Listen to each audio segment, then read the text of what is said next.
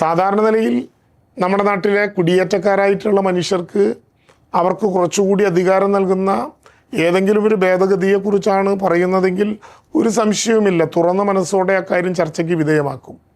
എന്നാൽ കയ്യേറ്റക്കാരെ സഹായിക്കാനും അവർക്ക് ഒരു കാരണവശാലും ലഭ്യമാകാൻ പാടില്ലാത്ത കയ്യേറ്റ ഭൂമി കൊടുത്തേൽപ്പിക്കാനുമുള്ള കച്ചവടത്തിനാണ് ആ ഭേദഗതികൾ കൊണ്ടുവരുന്നതെങ്കിൽ ശക്തമായി എതിർക്കേണ്ടി വരും.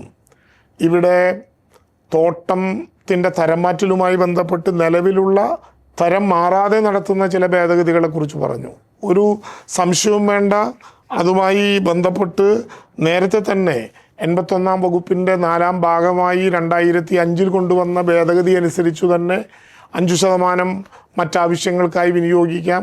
അതിലേതെങ്കിലും വിധത്തിൽ മാറ്റം വരുത്തുന്നതിനെക്കുറിച്ച് ചർച്ച ചെയ്യുന്നതിന് പകരം തോട്ടങ്ങളാകെ കച്ചവട ലോബിക്കും ഭൂമി കച്ചവടക്കാർക്കും വേണ്ടി വിട്ടുതുലയ്ക്കാനുള്ള നടപടിക്രമമാണ് വരുന്നതെങ്കിൽ അത് ഗുരുതരമായി കാണേണ്ടി വരും.